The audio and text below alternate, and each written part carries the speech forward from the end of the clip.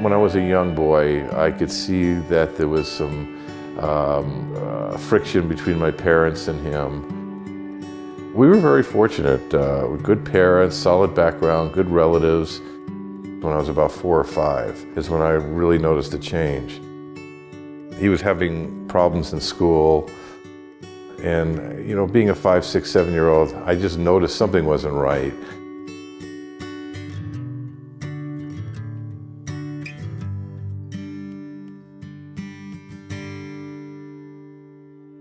One day I was being picked on in school, and these kids would chase me home. So Bob said, next time I'll be waiting for them with a garden hose. He says, just direct them, in this area. So sure enough, that happened, and Bob was ready with a garden hose, and these kids started running after me, and he soaked them all. Oh, it was such a wonderful moment.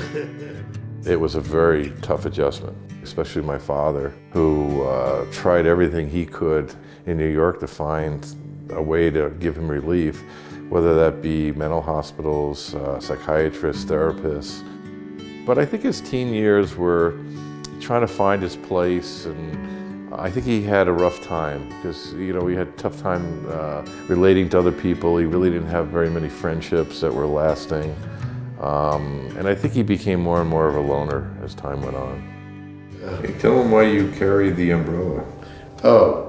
Carry the umbrella to push some spirits away that I don't like, and I try to do it in a nice way so they're okay. I give them warnings and tell them, please leave. So usually I don't have any trouble, not much. He answers to a different authority of his own imagination, and you don't know what those voices tell him to do. I'm sure I was pretty young, maybe in my teens, 19, 20, that I realized this weren't working out.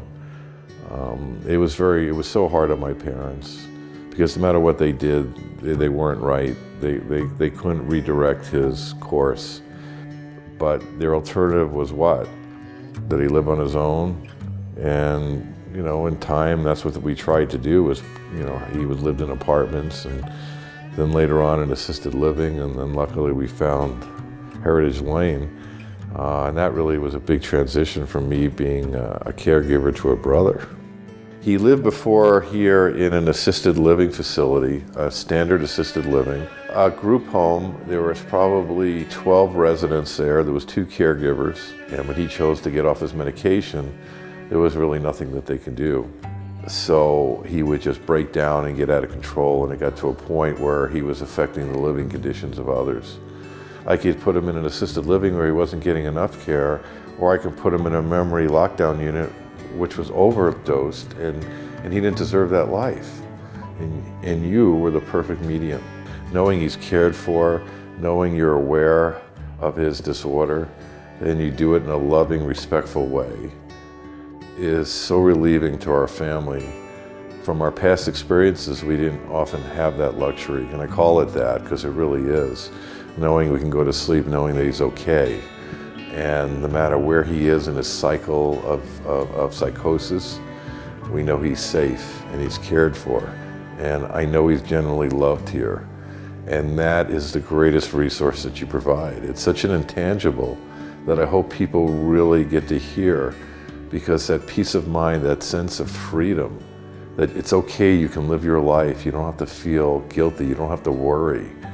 I wish I knew about you before. I don't know exactly how we found you, but I could tell you that it's made an immense change in our family. And the most precious gift you gave me was my brother. And I don't feel like I have to care for him like I did before. I can enjoy him like I do a brother. Well, I was very thankful for taking me in, because I didn't want to go to a mental hospital. So I was very happy to be here, and I thanked them both for being kind and helpful. And one thing that my dad did say was, before he started going through his decline in life, he told me how relieving it was to see how I care for him. And he said, I don't know what I did,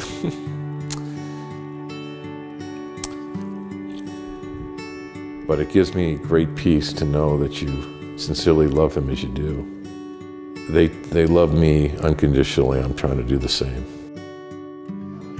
The greatest gift I got from Heritage Lane was changing that role from a caregiver to a brother. And that's why I'm here. So I want to share this with everybody.